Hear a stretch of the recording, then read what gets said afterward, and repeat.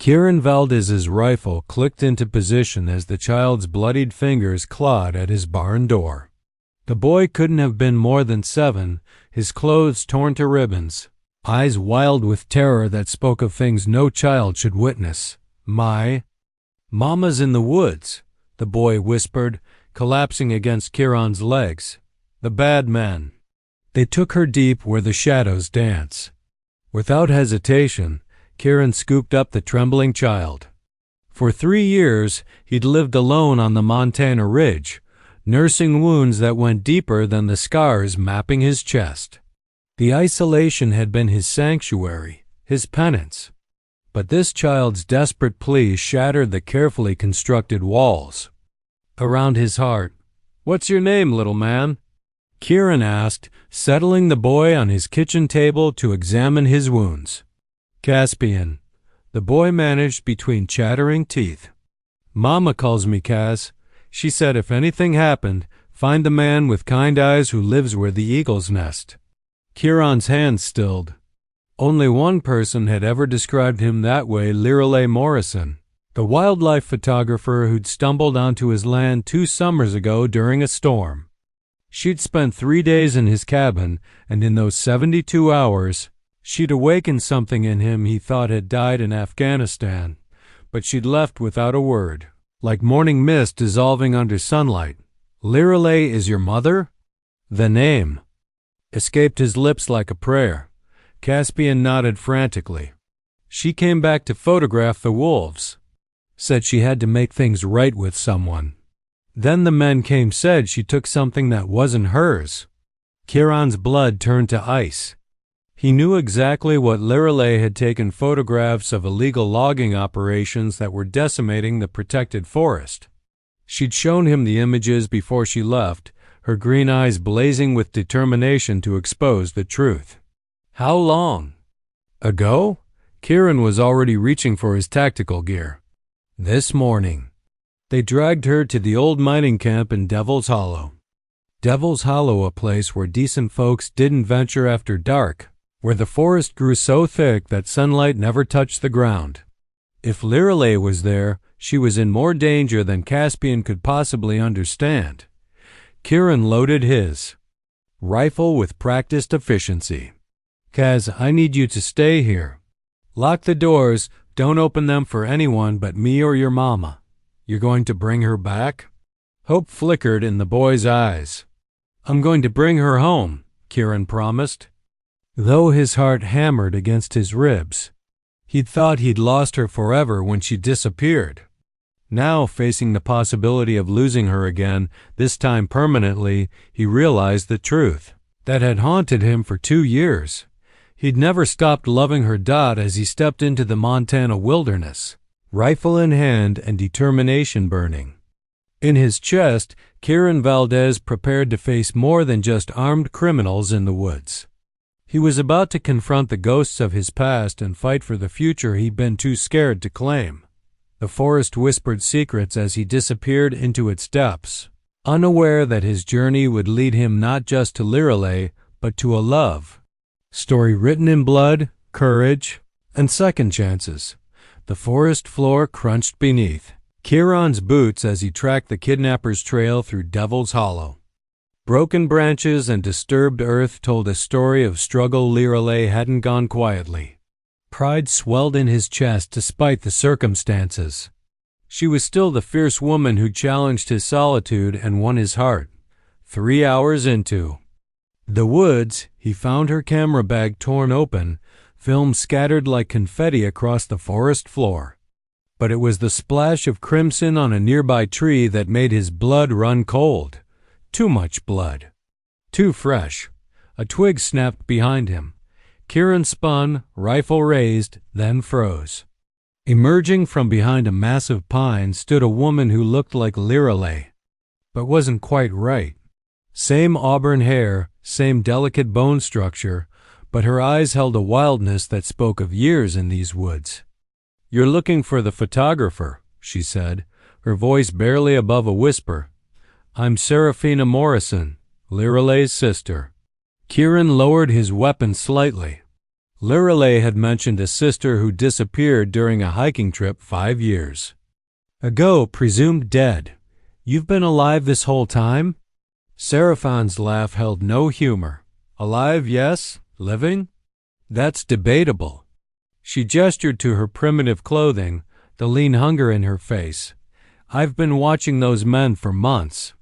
They're not just logging illegally, they're running something much darker through these woods. Where is she? Kieran's voice cracked. With desperation. The old uranium mine 2 miles north. But Kieran, she knew his name. Of course Lirelei would have talked about him. There are 12 of them, armed and desperate. Their operation is collapsing, and they think Lirelei's photographs will destroy them completely. They're right. Kieran checked his ammunition. Those photos will put them away for life. Serafina stepped closer, and he could see the resemblance to Lirelei more clearly now, the same determined set to her jaw, the same fire in her eyes. I can get you inside. I know every tunnel, every escape route, but you need to know something else. The way she hesitated made his stomach clench. What? Lirelei never stopped talking about you. Even before she came back here, she'd mentioned the rancher who showed her what home could feel like. She came back to those woods not just for the story, Kieran. She came back hoping to find the courage to return to you. The words hit him like a physical blow. All this time, he'd thought she'd forgotten him, moved on to her globe-trotting lifestyle. Meanwhile, she'd been carrying the same torch that had been burning him alive for 2 years. Then we get her back, he said simply. Serafina nodded, pulling a knife from her belt, clearly handmade, sharp as a razor. The mine has 3 entrances. They'll be watching the main one, but there's a ventilation shaft on the east side. It's a tight squeeze, but it opens into the old foreman's office. As they moved deeper into the hollow, Serafina shared fragments of her story, how she'd fallen into an abandoned mine shaft during her hike, survived on her wits and the forest's bounty, learned to become invisible among the trees. She'd been watching the logging operation, gathering evidence of her own when Lirelei arrived. She's changed, Serafina whispered as they approached the mine. Stronger than she was before, but also sadder, like she's carrying a weight she can't put down. Kieran knew that weight. It was the same one he'd been carrying, the weight of love unexpressed, chances untaken, words left unsaid. The mine entrance loomed ahead, a gaping mouth in the mountainside. Somewhere in that darkness, Lirelei was waiting, possibly bleeding, definitely afraid. But she was alive. She had to be alive, because Kieran Valdez had spent 2 years learning how to exist without her, and he wasn't. About to start over. The ventilation shaft was a coffin of rust and desperation. Kieran's shoulders scraped against the metal walls as he army crawled through decades of accumulated debris, his rifle strapped to his back. Seraphine's breathing the only sound behind him in the suffocating darkness. 40 feet in, he heard voices. Should have just killed her when we found the camera. Boss wants her alive until we find all the photos. She's got backup files somewhere. Kieran's heart hammered as he pressed his ear to the shaft opening. Through the rusted grate, he could see into the mine's main chamber, where battery-powered floodlights cast harsh shadows across the rocky walls, and there was Lirelei. She sat, bound to a wooden chair, her photographer's vest torn and stained with blood, but her green eyes blazed with defiance. Even captive, even hurt, she radiated the same fierce beauty that had haunted his dreams for 2 years. Her auburn hair fell across her face, but he could see the determined set of her jaw. She was planning something. Phoenix Industries won't survive the exposure, she was saying to her captors, her voice steady despite her circumstances. Those photos show everything: the illegal clear-cuts, the water contamination, the wildlife kills. Even if you eliminate me, the story's already in motion. The man who seemed to be their leader, a hulking brute with scarred hands, backhanded. Her across the face. "Where are the backup files, photographer? Your kid gave us some interesting leverage to work with." Kieran's vision went red. They'd threatened Caspian. Lirelei spat blood. "Touch my son again, and I'll make sure you're whole." Operation burns to ash. Tough talk for someone tied to a chair. I learned from the best. Her eyes found the ventilation shaft, and for one impossible moment, Kieran could have sworn she looked directly at him. I learned that sometimes the most dangerous person in the room is the one everyone underestimates. Serafina tapped Kieran's. "Booth, their signal." He carefully removed the grate, his movements silent from years of hunting. The foreman's office was dark, abandoned, connected to the main chamber by a narrow corridor. They dropped into the office like ghosts. 6 men in the main chamber, Kieran whispered. "At least 3 more on perimeter guard." "There's another way," Serafina breathed. "The old dynamite storage connects to the main shaft. We could cause a distraction, draw them away from Lirelei." "But?" Kieran was studying the layout, calculating angles and cover. In Afghanistan, he'd learned that sometimes the best strategy was the most direct one. "No distractions," he said quietly. "We go in hard and fast. You take the 3 on the left, I'll handle the rest." Serafina nodded, her wild eyes gleaming with anticipation. They moved like predators through the corridor. Kieran could hear Lirelei, still talking, still buying time with her voice even as her captors grew more agitated.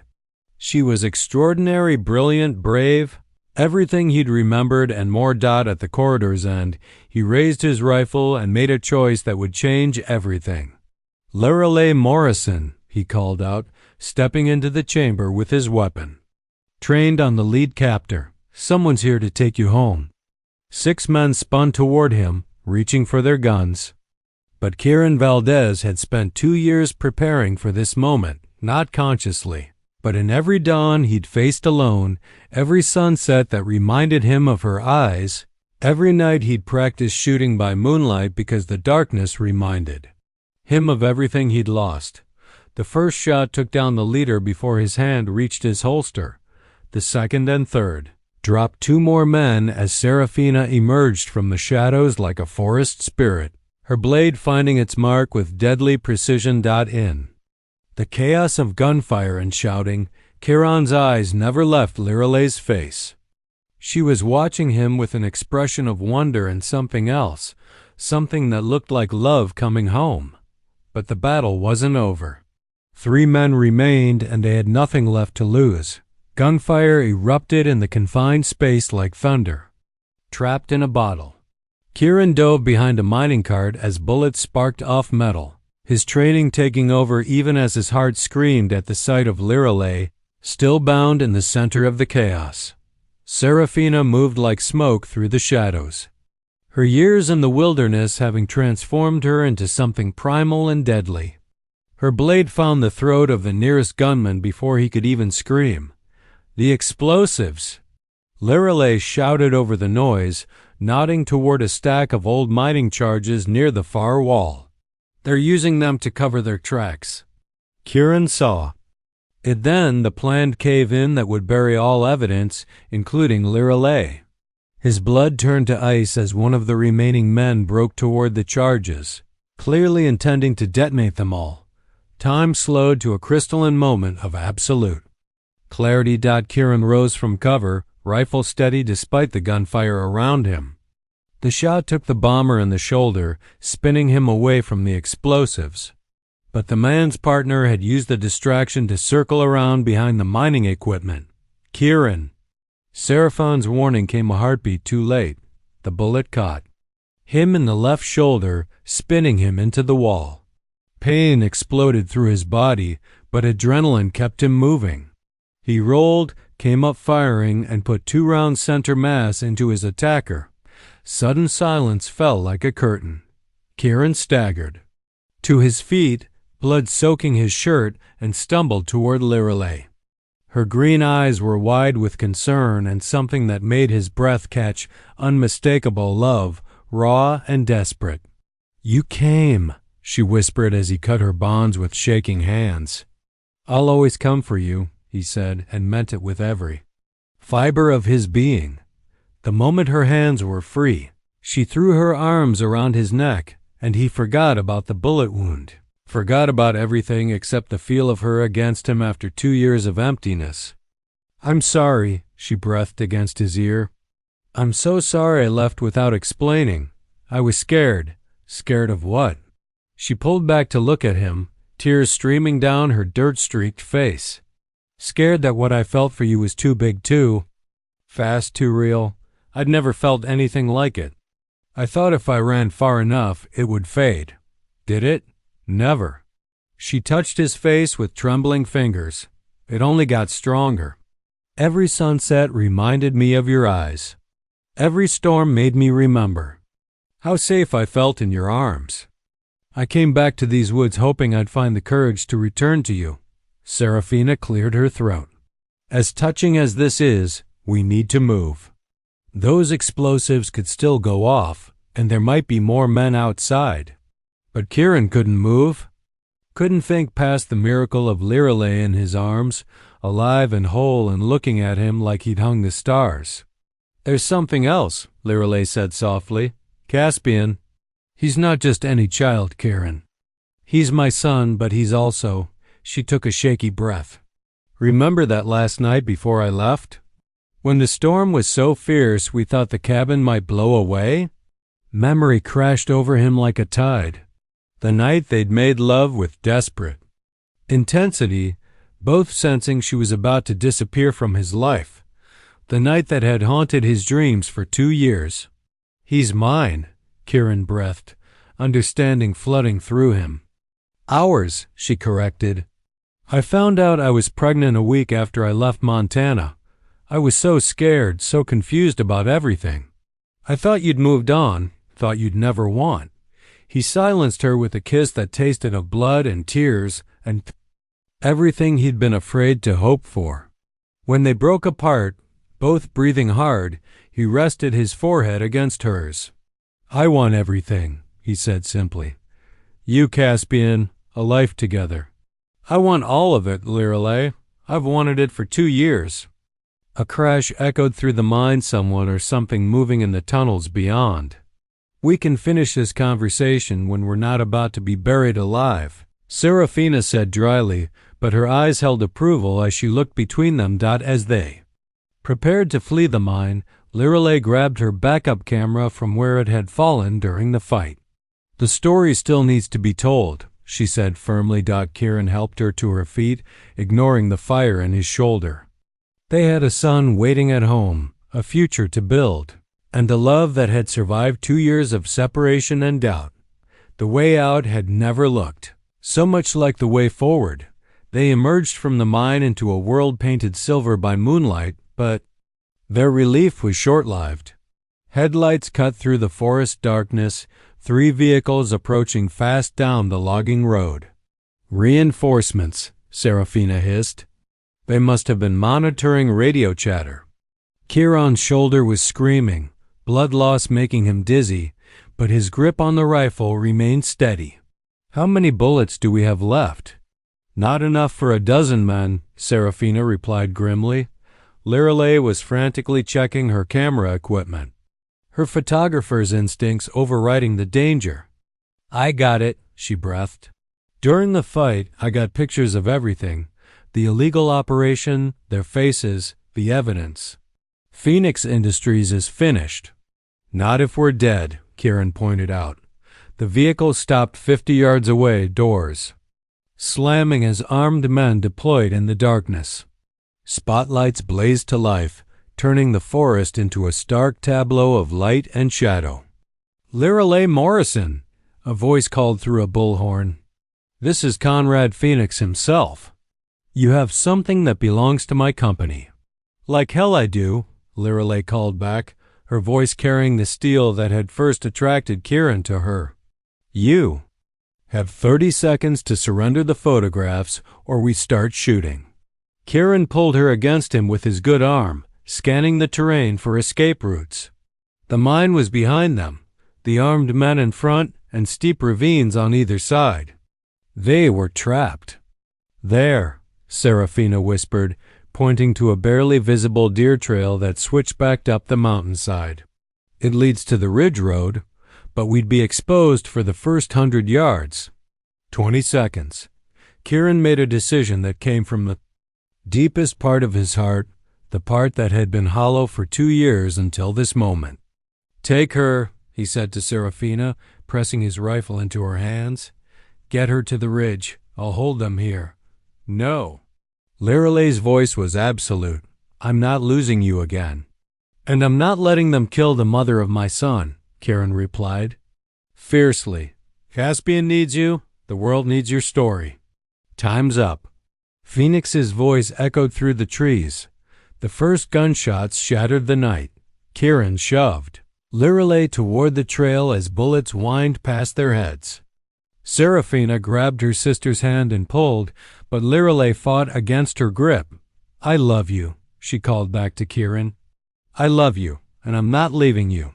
Then live for me," he shouted, diving behind a fallen log as automatic fire erupted around them. "Live for all of us." But even as Serafina dragged her up the trail, Liralay was thinking like the photojournalist she'd always been. The satellite phone in her backpack, the one she'd used to file stories from conflict zones around the world, still had battery life as they climbed, bullets snapping branches around them. She dialed a number from memory. "Jackson? It's Liralay." "Morrison. I'm transmitting photos now, GPS coordinates to follow. Phoenix Industries, illegal logging, attempted murder. Get it to press immediately." The phone's transmission light blinked green just as a spotlight found them on the mountainside dot below. Kieran was fighting a running battle through the trees, his military training keeping him alive against impossible odds. But Liralay could see him faltering, his shoulder wounds slowing him down. That's when the forest itself seemed to come alive. Serafina suddenly stopped running and let out a sound that wasn't quite human, a wild ululating cry that echoed through the valley. Within seconds, it was answered by similar calls from the darkness around them. "Who?" Liralay began.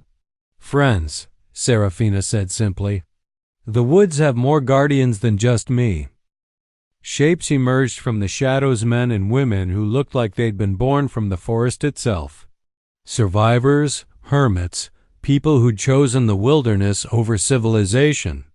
They moved with Seraphine's fluid grace, armed with bows and hunting rifles. "Phoenix Industries has been poisoning our home for months," one of them said. "Time to return the favor." The battle shifted in an instant. Phoenix's men found themselves surrounded, outnumbered by ghosts who knew every tree, every stone, every shadow. But Liralay's eyes were only on Kieran, who had collapsed behind the fallen log. His rifle silent, she broke away from Serafina and ran toward him, her heart breaking with every step. She'd found him again only to lose him to bullets and blood. Not this time. Not when they finally had a chance at forever. Liralay dropped to her knees beside Kieran's still form, her hands immediately going to his throat to find a pulse. Weak but steady. Blood soaked his shirt from 2 wounds, now the original shoulder injury and a new one high on his chest. "Don't you dare," she whispered fiercely, pressing her hands against the bleeding. "Don't you dare leave me when I just got you back." His eyes fluttered open, glazed with pain but focusing on her face with tremendous effort. "Did the transmission go through?" "Yes, you stubborn, heroic fool. The whole world is about to know what Phoenix Industries has done." Around them, the forest war was ending with the methodical efficiency of people defending their home. Seraphine's allies had taken the logging company men alive, though several nursed wounds from the firefight. "Kieran needs a hospital," Liralay called to her sister. "Nearest one is 40 miles, Serafina replied. But there's someone closer who can help. She led them to a cabin hidden so deep in the woods that it seemed to grow from the earth itself. Inside, an elderly woman with silver braids and knowing eyes took one look at Kieran and nodded. "Military?" she asked. "Former Special Forces," Lirelei confirmed. "Good, they're tough to kill." The woman who introduced herself only as Maven had hands that moved with the confidence of decades, treating wilderness injuries. Bullet went clean through the shoulder, missed the major vessels. The chest wound is more concerning. For the next hour, Lirelei held Kieran's hand while Maven worked, cleaning wounds and stitching torn flesh with supplies that would have impressed most emergency rooms. Serafina sat nearby, cleaning her knife and occasionally offering quietly spoken encouragement. "He'll live," Maven finally announced, "but he needs rest and no more heroics for a while." As dawn broke over the mountains, painting the forest gold and green, news of the Phoenix Industries scandal was already spreading across the internet. Lirelei's photographs were being published by news outlets around the world, images of clear-cut forests, poison streams, and the faces of the men who tried to kill her to keep their secrets. Conrad Phoenix himself was in federal custody. Within hours. "It's over," Lirelei said, watching Kieran sleep on Maven's couch. "The logging stops, the forest is protected, and Phoenix Industries is finished. What about you?" Serafina asked. "What happens next?" Lirelei looked at her sister, looked at her for the first time since their reunion. 5 years in the wilderness had changed Serafina into something wild and free, but also deeply connected to the land in ways their old life had never allowed. "I think that depends on what you want," Lirelei said carefully. "I know you've built a life here, found a family with these people, but you could come back to civilization if you wanted." Serafina smiled, the expression transforming her weathered face. "I am back to civilization. This is civilization, real community, people who care about each other and the world they share. I'm exactly where I belong." She stood, shouldering her pack. "But you belong somewhere else now. With him and with your son." "Our son," Lirelei corrected. "Caspian is going to want to meet his aunt. He will. I'll visit when the moon is full. I always liked moonlight better than sunlight anyway." After Serafina left, Lirelei sat beside Kieran's sleeping form and finally allowed herself to cry. Tears for the 2 years they'd lost, for the fears she'd carried alone, for the son who'd grown up without knowing his father, but also tears of relief, of joy, of a future suddenly bright with possibility. Kieran's eyes opened, clear and alert this time. "How long was I out?" "Long enough for your son's pictures to save a forest," she said, wiping her cheeks. He struggled to sit up, wincing at the movement. "Our son," he corrected gently. "And I want to hear everything, every story, every moment I missed, every reason. You thought I wouldn't want to be part of your lives." "We have time for all of that," Lirelei said, helping him steady himself. "We have all the time in the world now." Through the cabin window, the forest stretched endlessly in all directions, green and alive and safe. Somewhere in that wilderness, Serafina was making her way back to her chosen family. Somewhere else, a little boy named Caspian was waiting for his mother to come home with the father he'd never known. And here, in a cabin that smelled of herbs and healing, 2 people who'd found each other and lost each other and found each other.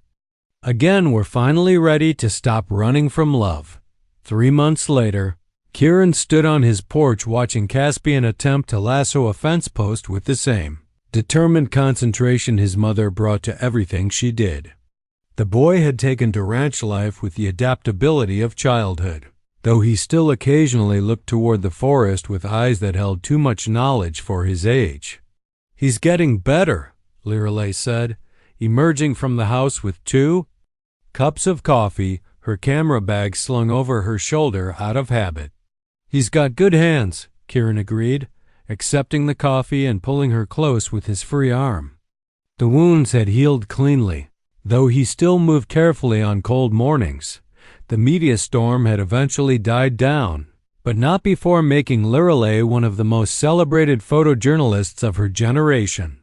Awards, speaking engagements, book deals, the offers kept coming. She'd turned them all down. "No regrets?" Kieran asked, not for the first time. "None," she said firmly. "I spent years chasing stories around the world, thinking that was how I proved my worth. But the best story I ever found was right here." Caspian successfully roped the fence post and whooped with joy. "Did you see, Dad? Did you see?" The word still hit Kieran like a physical force every time. Dad. He'd never thought he'd hear it, never imagined the fierce protectiveness and overwhelming love that came with it. "I saw, buddy. Your mom's going to want pictures for the album." Lorelei was already raising her camera, but she paused to look at Kieran. "Speaking of pictures, I got something in the mail today." She handed him an envelope with his name written in careful script. Inside was a photograph Serafina and Maven and a dozen other forest dwellers standing beside a newly erected sign, Morrison Valdez Wildlife Preserve. "The federal government fast-tracked the protection order," Lorelei explained. 10,000 acres of old-growth forest permanently protected. They wanted to honor both families that fought to save it. Kieran studied the photograph, focusing on Seraphine's face. She looked genuinely happy, surrounded by people who'd become her chosen. Family, she found where she belongs. We all did. A truck turned into their driveway, dust billowing behind it. Kieran tensed automatically, old habits from the military and the months of media attention, but Lorelei smiled. "Relax, it's Jackson, my editor. He's bringing the final proofs of the book." The book had been Lorelei's compromise with her career, a photo essay documenting the people and places that existed on the margins of modern life. Serafina and her forest family featured prominently, along with stories of other communities choosing different paths. Jackson emerged from the truck carrying a box of advance copies. He was a small, intense man who'd known Lorelei since her early freelance days. "Congratulations," he said, handing her the first copy. "Pre-orders are already through the roof. The Times wants to serialize excerpts, and National Geographic is interested in a follow-up piece." Lorelei flipped through the book, pausing at a photograph of herself and Kieran taken during their second week together. Maven had snapped it without them knowing, both of them laughing at something Caspian had said, their faces open and unguarded. "It's perfect," she said simply. "So what's next?" Jackson asked. "I've got editors calling every day with assignments. There's a story in Alaska about climate refugees, another in the Amazon about indigenous resistance movements. What's next?" Kieran interrupted quietly, "Is what's happening right here." He gestured toward the pasture, where Caspian was now attempting to teach one of the horses to play fetch.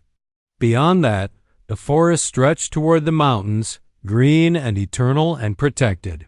"This ranch, this family, this life we're building. Together, that's the story we're telling now." Jackson looked between them, understanding dawning. "You're really done with the travel assignments." "I'm done chasing stories in other people's lives," Lorelei confirmed. "I want to live my own story now." After Jackson left, they sat on the porch as evening painted the sky in shades of amber and rose. Caspian had exhausted himself and was dozing against Kieran's side, occasionally murmuring in his sleep about horses and lassos and whether Aunt Serafina would visit again before winter. "Do you think we'll see her for Christmas?" Lorelei asked. "She come," Kieran said with certainty. "Wild things have their own calendars, but they honor what matters." A shooting star streaked across the darkening sky, and Lorelei automatically reached for her camera before stopping herself. Some moments were meant to be lived, not captured. "What did you wish for?" Kieran asked, noticing her upward gaze. Nothing, she said, surprised to realize it was true. I have everything I could wish for right here. Caspian stirred in his sleep, mumbling something about finding buried treasure in the woods. Kieran smiled, remembering his own childhood dreams of adventure and discovery. Maybe tomorrow we'll explore the North Pasture, he said. I think there might be some interesting rocks up there. And I'll bring the camera, Lirelei added. Not for any assignment or publication, just for us. As stars emerged one by one in the Montana sky, the three of them sat together on the porch of the house that had sheltered Kieran's solitude and now sheltered their love. In the distance, an owl called to its mate, and somewhere in the protected forest, Serafina and her chosen family were settling in for the night around a fire that cast dancing shadows on ancient trees. The lost child had found his family. Lone Rancher had found his heart. And the woman who'd spent years documenting other people's stories had finally come home to write her own dot in the end. That was the wildest love story of all, not the dramatic rescue or the forest battle, but this. Three people choosing each other. Choosing to build something lasting and true in a world that often felt temporary and false. Love, it turned out, was the only story worth telling, and they were going to spend the rest of their lives telling it, one quiet day at a time.